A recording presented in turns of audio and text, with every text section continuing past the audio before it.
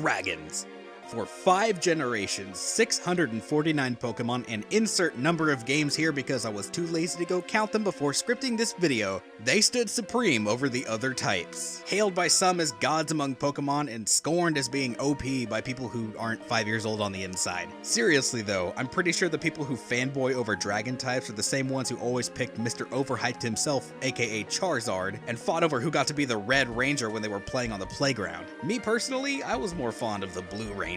But that's not what we're here to talk about today, at least not the Power Rangers. No, today we're going to talk about the special gift that Generation 6 brought to the world of Pokemon, fairy types. Fairies? That's so dumb. How does a fairy beat a dragon? Shh. We'll get to that in a bit. But first, let's talk Pokemon.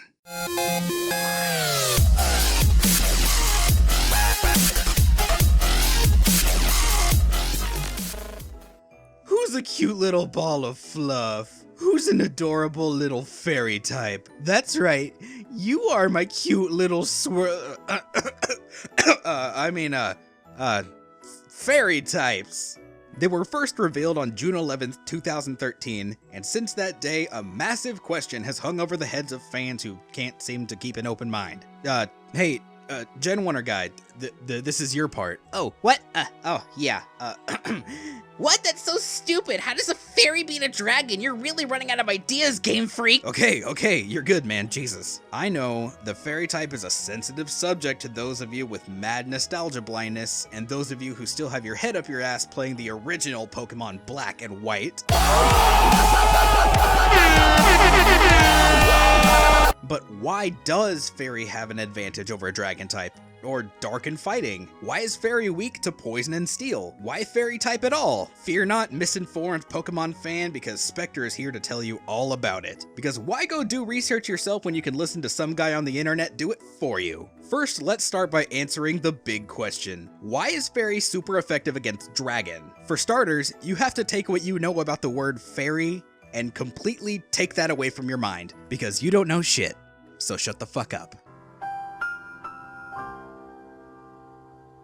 What we interpret as fairy here in the West is far from its actual meaning. In modern Western culture, fairies are depicted as small humanoid beings, winged more often than not, but if you look back in old writings, the word fairy has a totally different meaning. By true definition, a fairy is simply any humanoid creature, large or small, winged or not, who possesses any sort of magical quality or mythical background. Because believe it or not, this is humanoid. So trolls, technically fairies. Gremlins, fairies. Mermaids, fairies. Those cat-faced people from Skyrim, fairies. Pixies, oh wait, that's a given. Elijah Wood, fairy, and apparently New Zealand tour guide. The name fairy also comes from fairy tale, and this is a big point. In nearly every fairy tale, what creature is defeated at the end of the story? The dragon. Boom. Done. Case closed. Oh, you want more? No? Well, tough shit, cause I've got more. More often than not, the dragons are depicted as being evil, greedy, destructive, and overall just bad. Fairies, though yes, there are some bad ones in the bunch, are typically depicted as being kind-hearted, valiant, and pretty much all around good. Good versus evil is an idea we've already seen used between the fighting and dark types, which explains once again why fairy is super effective against dark. Part of the basis of fighting is the concept of heroes, and in Japan, the dark type is called evil type. But why repeat the concept? I thought you left. The fighting to dark type matchup is based on hero versus villain, but heroes don't necessarily have to be good by nature. Fairy type is super effective against all 3 of these types because it's just the essence of peace and love and good stuff. If anything, it should be called the hippie type, but I mean, who really likes hippies anyway? So now that we have that out of the way, why is Fairy weak to Poison and Steel? We'll start with Steel by taking a trip to everyone's favorite and most trusted source of information on the internet, Wikipedia. Quote, much of folklore about fairies revolves around protection from their malice by such means as cold iron.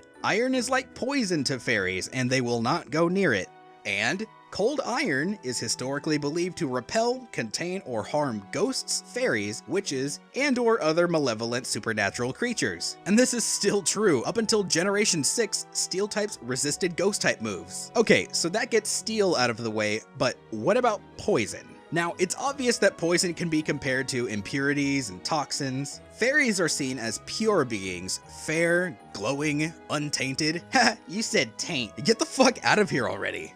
God, I hate those Genwunners. So yeah, fairies are weak to poison because it ruins their impurity. Now that we know why the typings match up the way they do, let's talk about why the fairy type was necessary. As I stated before, dragons have been OP since day one, you know, except for broken-ass psychic type back in Generation 1. Luckily they fixed that. But all the way up until Generation 5, they were the go-to type if you wanted some all-out destruction on the battlefield. And with an average base stat total of 610.27 for fully evolved dragon types, that's pretty much an obvious fact. Up until Generation 6, Dragon had two weaknesses, ice types and itself. So in essence, the only thing that could beat a dragon is a dragon itself. That and, you know, Mr. Vanilla Swirl over here. Now you can rant and rave all you want about how your non-ice type took out dragons all day with that ever-handy ice beam TM, or how your precious little dragon you trained up did the trick, but that's not the point. It doesn't matter what other types can learn the necessary typed moves, it's about the types themselves. And for 5 generations, Dragon, Fighting, and Dark all only had 2 weaknesses. And when Generation 5 came along with Pokemon like Scrafty and Hydreigon, it became clear that something needed to be added to balance these types out. Fairy type fit this to a T, because from a lore standpoint, it made actual accurate sense. And from a competitive standpoint, it was straight up necessary. Thanks to that, massively overpowered Pokemon were knocked down a peg and put into the lower tiers where they rightfully belong. Like Hydreigon, who got knocked down from his OP throne in Ubers all the way down to UU. And with the addition of Fairy type came a new use for Steel and Poison types, which up until Generation 6 were almost purely situational with limited use. Steel types were mostly for physical defense on a team, putting their considerable physical attack stats to waste since only 2 types were weak to it before Generation 6, and there was a laundry list of other types that could do that job faster and better. Poison types were only good for 2 reasons: poisoning and grass types. Face it, the only real application for poison types back then was to deal with grass types if you were a fucking idiot and didn't get a fire type Pokemon, or to get the stab bonus if you really wanted it. The move Toxic can't even come into play since everything can learn it.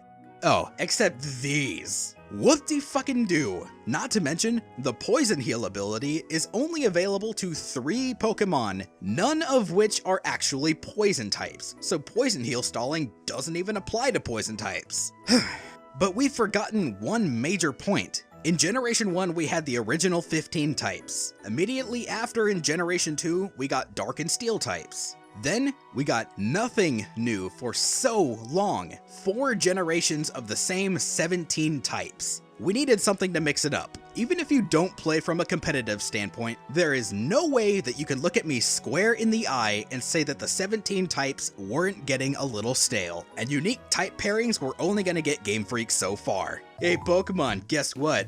I got an awesome new story and improved combat system. And I've added the ability to add band members in the middle of a song. I made another handheld. That's exciting, right? Bro, check out these zombies! No one cares, COD. So, what did you do, Pokemon? Alright, check this out.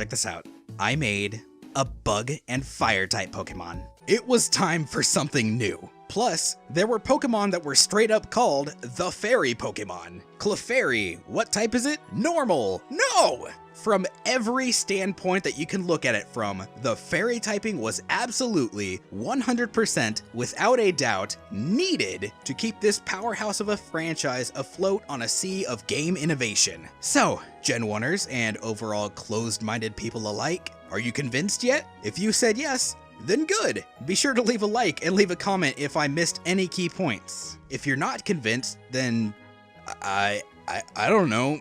Leave, I guess. The back button's right up there. Just kidding. Leave a comment below letting me know your thoughts, and please, be nice. Now, if you'll excuse me, I've got Swirlixes to pet and a door to barricade, because I know that Genwunners are readying their pitchfork and torches and preparing to march to my front door saying, "Burn the blasphemer!" So, until next time, this has been Speqtor, and as always, stay bueno.